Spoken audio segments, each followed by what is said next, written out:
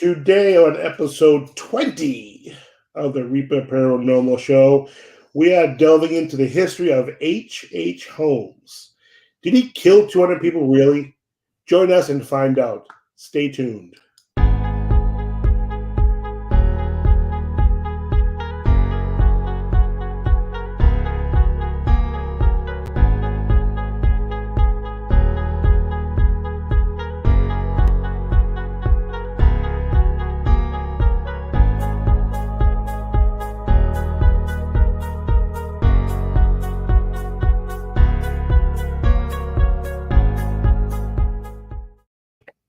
Hello, everybody. Thank you for joining us today. I am Roy, your host, and as always, I'm joined by my fabulous co-host, Tommy. What's going on, Tom? Nothing. What's up, Roy? How you doing today, man? I'm good. I don't know why I was just yelling. Doing I'm yelling. I think I'm yelling. I don't know why I'm yelling, but I'm feeling good. Busy week since this whole time change. It's been messing with me. I see. I don't know if it was for me, if it was specifically the time change, but this week kicked my butt, man. I'm running on fumes right now. My psoriasis is getting worse too. You can see it on my chin, my face here. Going to my doctor this week. Pain in the ass.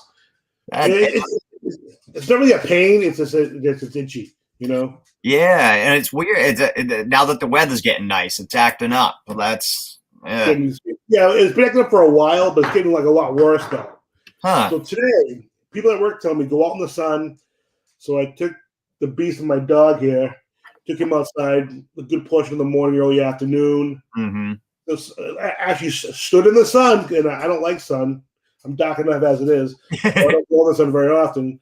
So I stood right in the sun, and then it hit my head because my head's all red. You can see a little blotch. Yeah, you do have some color on your head. Oof. Yeah, so I'm like, burn, baby, burn, you know. So doing that. But so we're here talking about H. Holmes. So you want to jump into that? Sure. So wild story, man. Craziness. H. Holmes. This guy was brutal, and we kind of mentioned last week in the teaser for this episode that Evan Peters in American Horror Story Hotel season, he played like a sort of heightened amalgamated version of H. Holmes. It was a lot of the character was based on H. Holmes. So if you've seen that, you know how wild that show is and that character. But yeah, so H. Holmes, he was born actually Herman Webster Mudgett. Or Mudgett. I'm not sure how to pronounce it. It's spelled Mudgett. So it kind of looks like Mudgett. Yeah. And he was born May 16th, 1861. And now he's better known as H. Holmes or Dr. Henry Howard Holmes. He changed that because on top of being a serial killer, he was also a con artist. He was always running cons and, ripping people off and stuff. So it was just his way to, stay ahead of people, change his identity. Obviously, a lot easier in the 1800s to, change your identity and stuff like that than it is now. It's a lot tougher in this day and age. So, Holmes, he was a businessman, and he had, multiple jobs where he just, he apprenticed as a kid growing up and in all these different avenues. And, some of the people he worked for said he was a great kid. Usually there was, everybody said or not everybody, but they would say he's a great kid, wanted to learn and stuff, but eccentric. That was sort of the underlying thing, that he was an eccentric dude. And so as he's getting older, he decides that he wants to get into the sort of building construction, and he wants to build a hotel for the 1893 World's Fair. At that point, it was called the Columbian Exposition. It's what we know as the World Fair. So he decided that he was going to build, that's where he was going to leave his mark, make his money. He was build a hotel for that. He got backers for it. And, construction was well underway. And for this to be a fully functioning hotel. But stuff started to come apart with it. He wasn't paying contractors. He would, hire contractors on. They'd come do some work for a couple weeks, then he'd fire them and then not pay them. Hire a completely different company to come in, do some different work, and then fire them. And he was constantly doing this. And we'll find out later in the story, part of the reason was because he was building his murder castle in this hotel. Well, they call it the murder castle. And he didn't, this way he could no one person knew the whole schematics for this hotel. So, because it's wild what he did with the hotel. So, excuse me, sorry about that. Anyway, we'll jumping forward a little bit. He was, and we'll get into that. Sorry. Trying to get I did my notes different. Yeah, he was he was something. He had a bunch of different aliases over the years. Mm-hmm. For all his schemes, and it's amazing the schemes that he ran. It was insane. Yeah. Oh, yeah. And he was carnage. People called him a bigamist because he had multiple wives, because he had multiple identities, and he would move from city to city, and even under the same identity. He was actually a trigamist. He had 3 wives at one time. He was married to all 3 at the same time, which we know is not legal. But back then, again, it was the 1800s, and it was a lot easier to get away with stuff, move to a different city, and there was no internet, there was no phone, anything like that. So it's a lot easier to do that. This guy, he was a real piece of work. He was finally, and we'll touch. We're going to jump into some of his murders and stuff in just a moment here. He was finally arrested in 1895. And at that point, he admitted to 27 murders. But funny thing about this is that when they went to investigate, yes, some of these people were dead, but a big number of these people were still living. So the confirmed amount of kills that he actually did is nobody actually knows. It's been speculated over 200. He was only convicted for 1 murder, and that was of his partner, what's his name there? Mr. I don't know how to pronounce it. Peitzel? Yeah. Peitzel. That was the only murder that was convicted of. I've read that they were that they in the years following they were able to confirm 9 murders, but he was only convicted of 1. And I'm sorry, I kind of jump around, but Roy touched on his aliases. So he had Henry Howard Holmes, Henry M. Howard, Henry Gordon, Alexander Bond, O.C. Pratt, D.T. Pratt, A.E. Cook, and G. Howell were just some of his aliases. Yeesh. Unbelievable. I couldn't keep all those names straight. Yeah, I mean, I don't know. And he was college educated, but I don't know if he actually has the degree that we know. He went to the University of Vermont 1879 to 1880 and the University of Michigan from 1882 to 84. And Wolverines, baby. Wolverines. Oh yeah, and yeah, I had mentioned earlier that he had apprenticed in a lot of places. He had apprenticed for doctors and stuff, and that's how he became worked as a physician for a little while before embarking on his building his murder castle. So They call it the Murder Castle. So maybe murder the guy he killed there, they call it the Murder Castle. yeah. Jesus.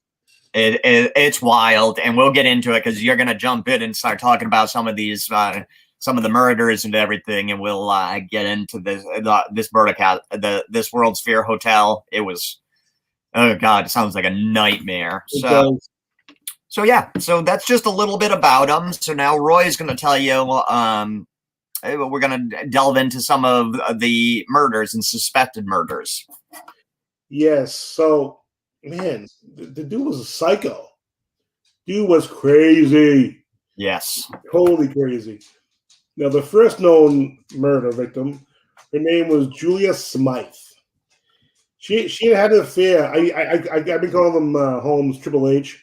So if I say Triple H by mistake, it's I don't know why I put Triple H down because H. Holmes, but whatever. But yeah, she was having an affair with Holmes, and she was married to a man named Ned Connor, and the couple had been living in Triple H's building, and Ned Connor worked at Triple H's pharmacy. I keep calling Triple H's pharmacy jewelry counter. Well, when Ned found out about the affair, he's like, "Screw you, I'm leaving." And the man left. You can't blame him for that. Your wife's cheating on you? Get out of there. Mm-hmm.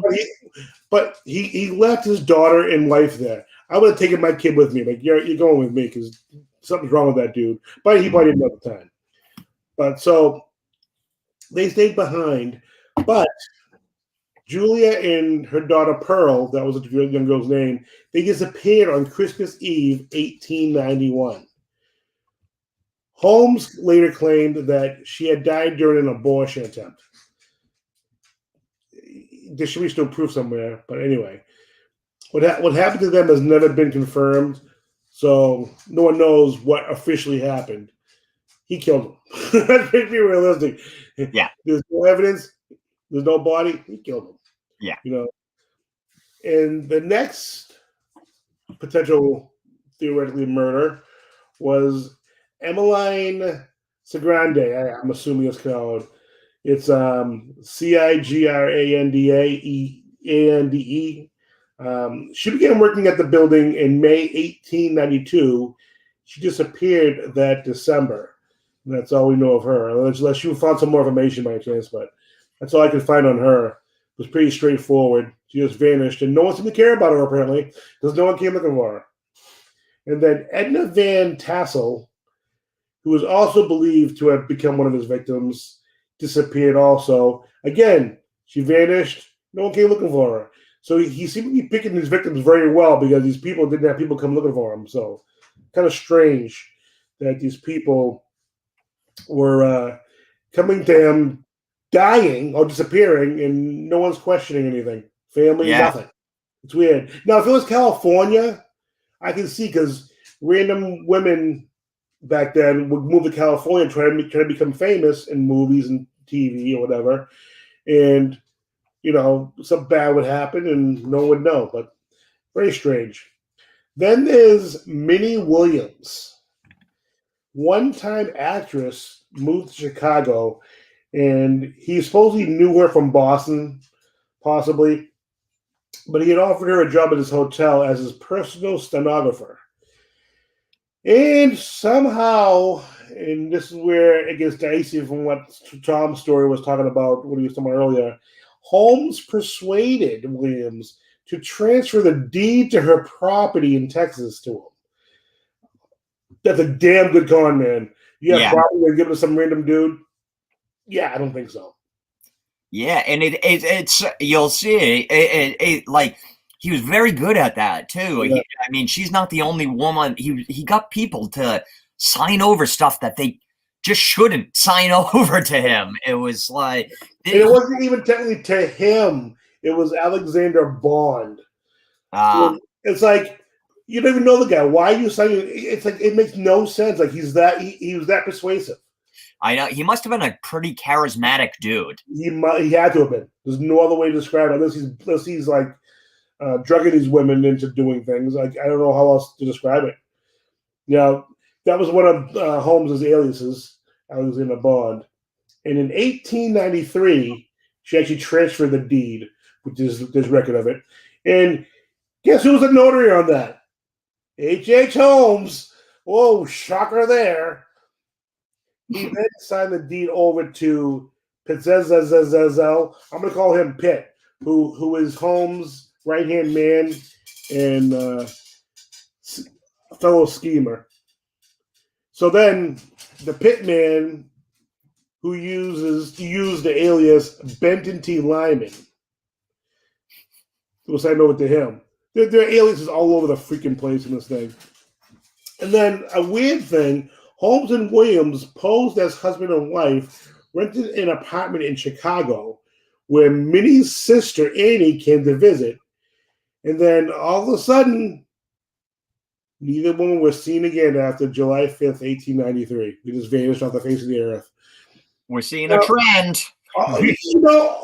These people women are coming to him, and they're all vanishing. Mm-hmm. Nobody's saying anything. Yep. What a time to be a mass murderer. Jesus. Yeah, the 1800s were wild, man. Well, you remember the Wild West?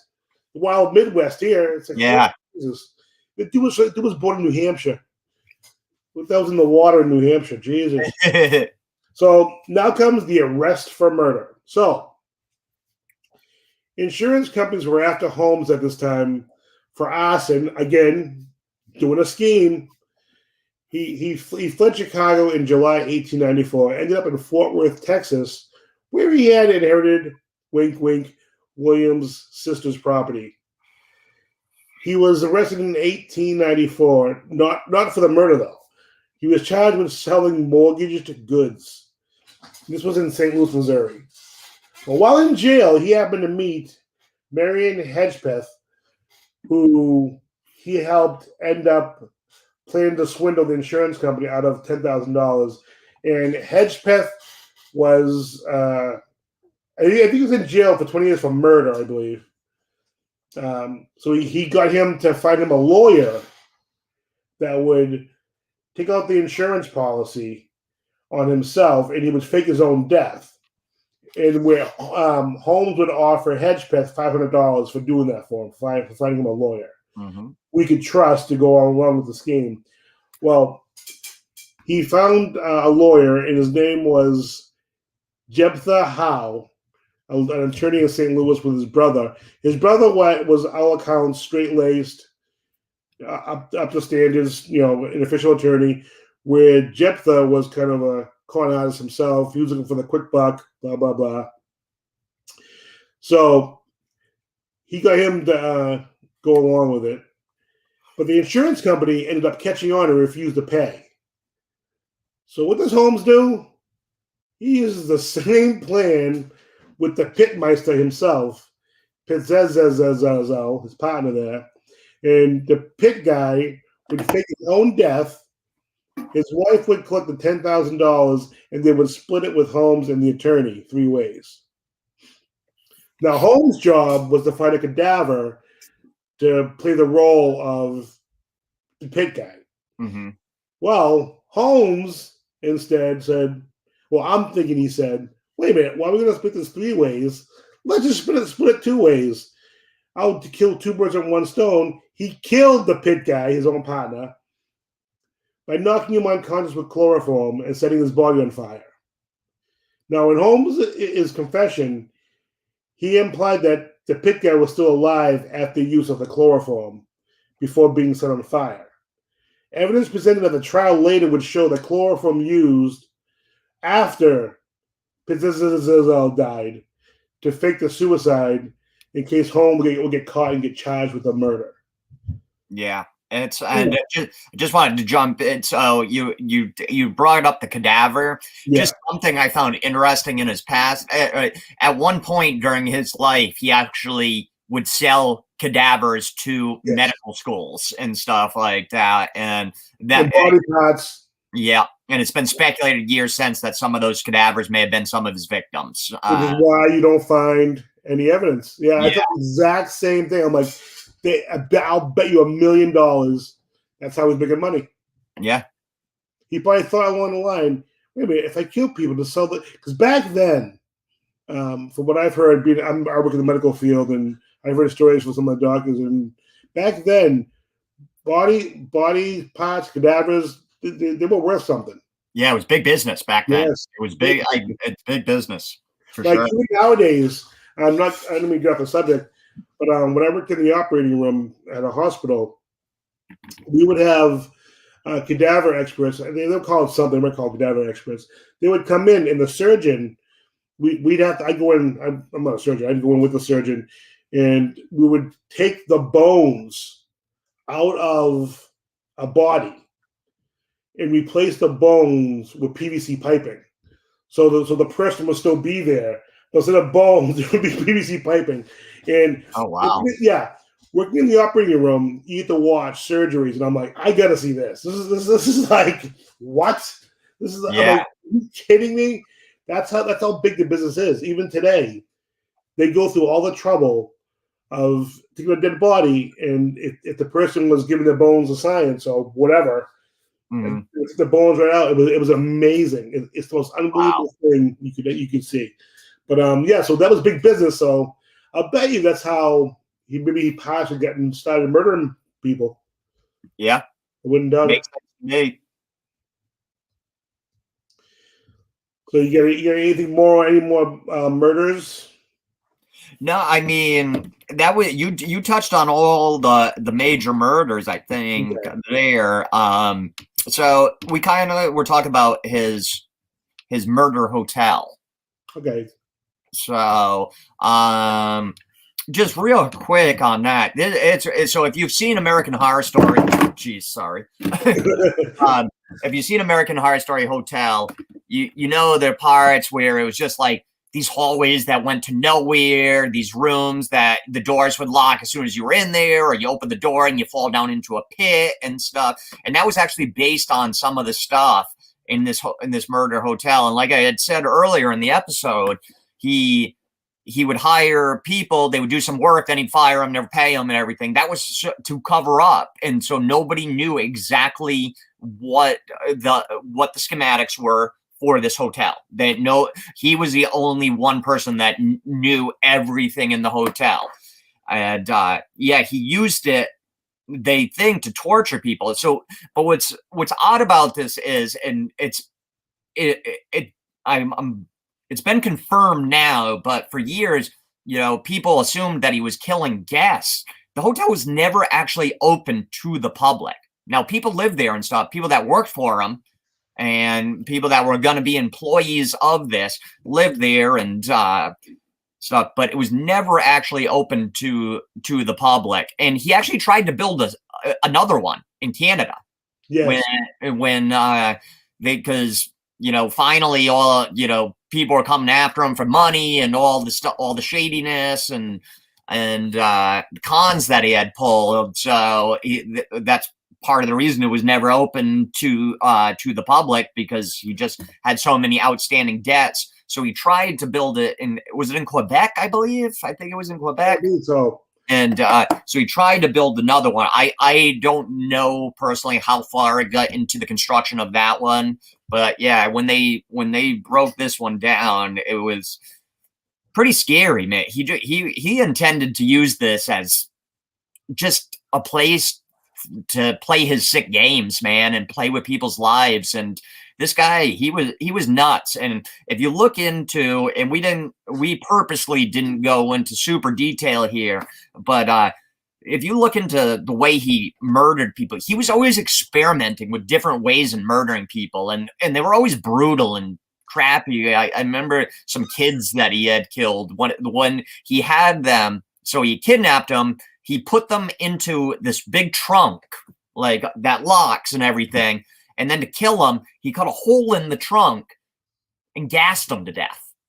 and stuff. He just like he wasn't, you find with a lot of serial killers, they find like the way they murder, and it may evolve over years or over murders and stuff into stuff, but it's usually, it's consistent, and then it builds until they get to their final how they're killing people. With this guy, he was just trying everything, and he did not discriminate on the ways he was going to kill people, whether it's setting them on fire, chopping them up, gassing them to death. It was this guy was a real piece of work, man. He was seemed like a scary dude. Yeah, there's a lot of psych issues going on there for the good doctor. Yeah, it's just wild, and like I said, I mean, when we're looking at it, it's what, like 125 years ago, 130 years ago. So it's not super long, but the world was completely different then. Like to be able to do the things that he did and get away with it. Like I said, he was a trigamist and his con artists have all those identities, and these other people with all these identities. And in this day and age, yes, technology is so different now. Like it's back then, it's like a free for all almost. Yeah, the law enforcement wasn't what it is today. Like we complain about the police today. And I know there are a lot of bad cops, blah, blah, blah. But, like, it's so much better there than it was in the 1800s, Yeah. We literally had, like, even the police back then, there are probably more cops back then that were on the take than now. What I mean? Like, I would say the majority of them back then were, like, because I'm sure they weren't paid anything back then. Oh, yeah. They had to be on the take to feed their family, Yeah. Because, I mean, historically, cops were like, when the Irish immigrated over, a lot of them became cops and stuff. Mm-hmm. It was not like a prestigious job by any means, because if you know anything about the Irish, the Irish were not well liked when they first came over. So it's what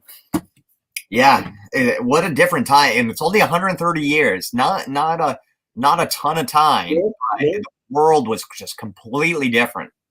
Jeez, what a time! What a murderer! Potentially 200 people. Yeah, I mean, it's not. That's the rumor. Over 200 people that he killed. Like I said, I've read that they've been able to kind of confirm 9. He was only convicted of the 1. No, convicted of 1, confessed to 27, and you just said he probably killed about, for sure, by about 9. Yes. Like, what? How many killers get convicted of like 1 crime? Now he admits to 27 more, which I confirmed. You just said that there's 9 that they pretty much assume that he did do, and then there's another 190 potentially that he may have killed. It's like, what a wide range of, like, the dude was crazy. Yeah. I mean, if he did this, it was crazy. Like, I can't emphasize enough how you kill one person, you're a shitbag. You kill 200 people, that's more than 1 screw loose. That's like almost pure evil. Honestly.